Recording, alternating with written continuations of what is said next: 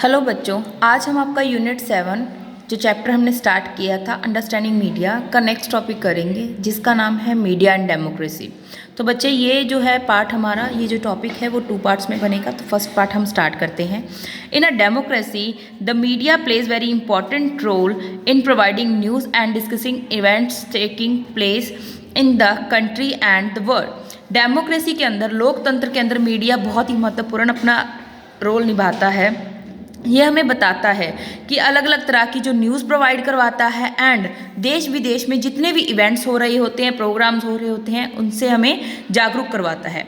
It is on the basic of information that citizen can for example learn how government work and often if they wish to they can take action on the basic of this news stories. इस information के news के ज़रिए से अगर कोई citizen को ये पता चलता है कि सरकार अपने जो काम है वो कैसे कर रही है, सही गलत कर रही है या गलत कर रही है, तो अगर हमें लगता है कि वो गलत कर रही है तो हम उनके खिलाफ एक्शन भी ले सकते हैं इन न्यूज़ के आधार पर। Some of the way which they can do is by written letter and concern minister. हम क्या कर सकते हैं, इसके लिए हमारे पास 2 रास्ते होते हैं। या तो हम कोई रिटन लेटर लिखें या उससे संबंधित जो मिनिस्टर है, प्रोग्राम जो भी हमारी प्रॉब्लम है उसके संबंधित कोई भी मिनिस्टर है उनके पास जाके शिकायत कर सकते हैं। Organizing a public protest, starting a signature company, asking the government to rethink its program, etc. हम इससे पब्लिक प्रोटेस्ट यानी कि पब्लिक जो रोष होता है, सार्वजनिक रोष होता है, वो स्टार्ट कर सकते हैं, सिग्नेचर कंपनी स्टार्ट कर सकते हैं एंड गवर्नमेंट को कह सकते हैं कि उनके प्रोग्राम में कोई हेर फेर कर सकते हैं या दोबारा सोचने के लिए कह सकते हैं। Giving the role that the media plays is providing information it is important that the information be balanced. हमें कोई भी जो न्यूज़ देनी है, कोई भी इंफॉर्मेशन देनी है मीडिया में, तो सबसे पहले हमें ये होना चाहिए कि जो भी हमारी इंफॉर्मेशन है वो बैलेंस्ड है। Let's us understand what we mean by the balanced media report by reading 2 visions of the same news event given the next page। अब हम ये चीज़ देखेंगे कि बैलेंस मीडिया रिपोर्ट है क्या।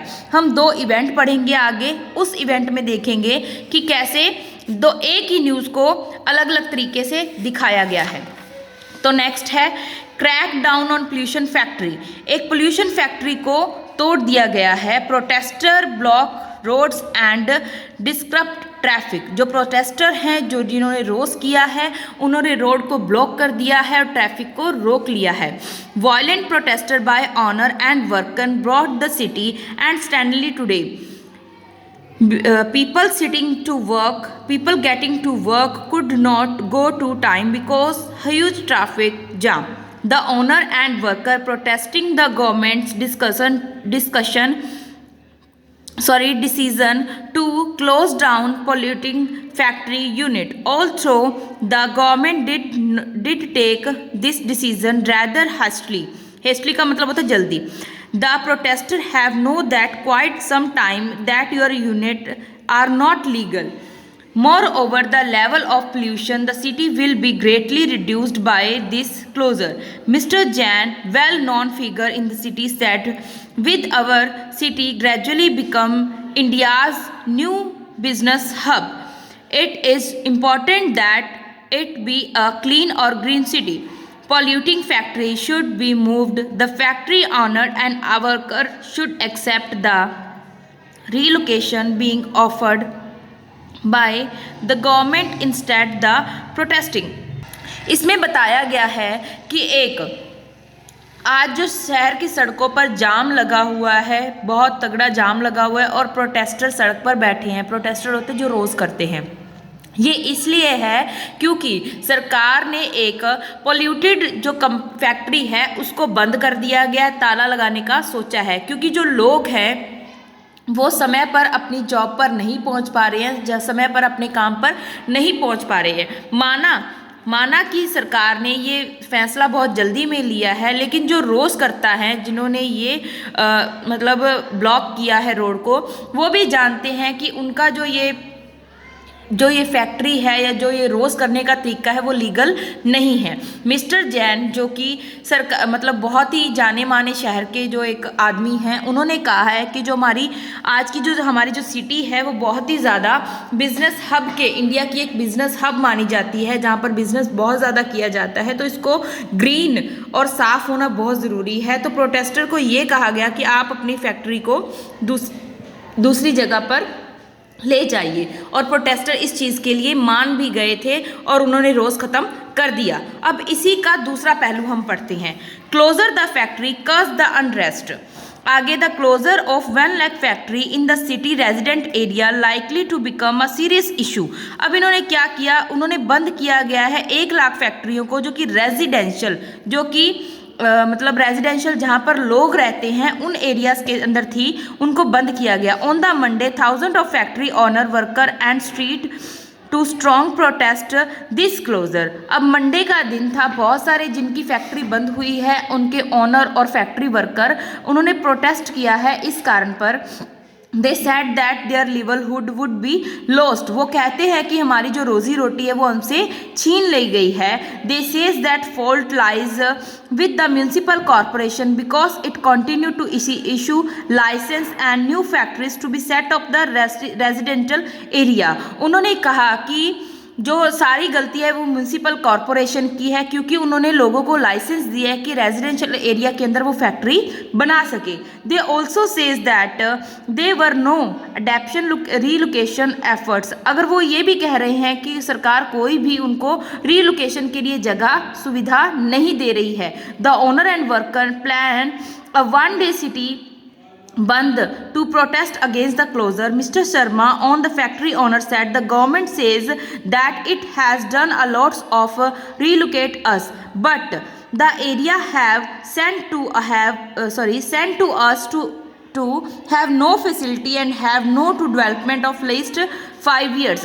अब जो मिस्टर वर्मा है जो फैक्ट्री के ऑनर हैं, उन्होंने ये कहा है कि सरकार हमें रीलोकेशन के लिए जगह तो बता रही है, लेकिन उस जगह के ऊपर किसी भी तरह की कोई मतलब फैसिलिटी नहीं है, किसी भी तरह की कोई भी उसकी डेवलपमेंट नहीं हुई लास्ट 5 years से। In fact, that if you read either newspaper, you would only know one side of story। अगर आपने न्यूज़पेपर के अंदर स्टोरी पढ़ी है तो आपको स्टोरी की एक साइड ही बताई गई होती है, दूसरी साइड से आप रह जाते हो, अपरिचित रह जाते हो। If you had read a newspaper of news of India you would mostly likely think the protester of nuisance. अगर इंडिया के अंदर आप न्यूज़पेपर पढ़ते हो तो आपको लगता है कि न्यूसेंस का मतलब होता है बाधा, रोकथाम जिसको बोलते हैं। जो प्रोटेस्टर होते हैं, जो अपने हक के लिए लड़ाई लड़ते हैं, रोज़ करता होते हैं, वो हमें एक बाधा लगते हैं। They are disrupting traffic and continuously polluting the city with their factories leave you with the bad impression but about them.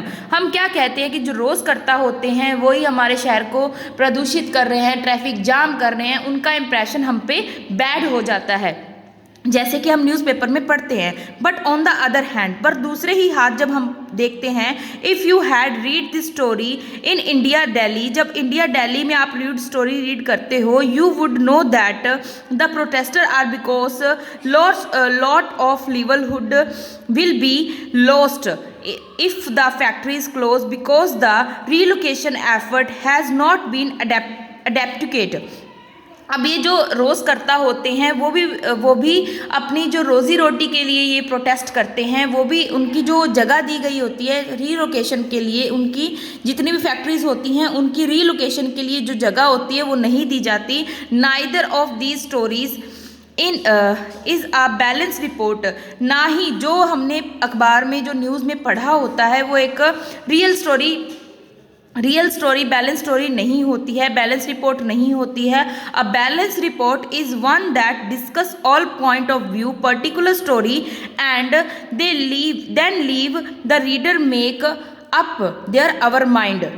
अब ये हमने क्या, एक बैलेंस स्टोरी वो होती है जिसके अंदर सारे पॉइंट्स को डिस्कस किया जाता है, व्यू किया जाता है, ना कि हम जो रीडर होता है वो अपने दिमाग से बनाई गई मन गढ़ंत कहानियों को हमें पेश करता है। होप बच्चे आपको ये समझ में आया होगा। इसका सेकंड पार्ट जो है वो हम नेक्स्ट वीडियो में देखेंगे। Thanks for watching.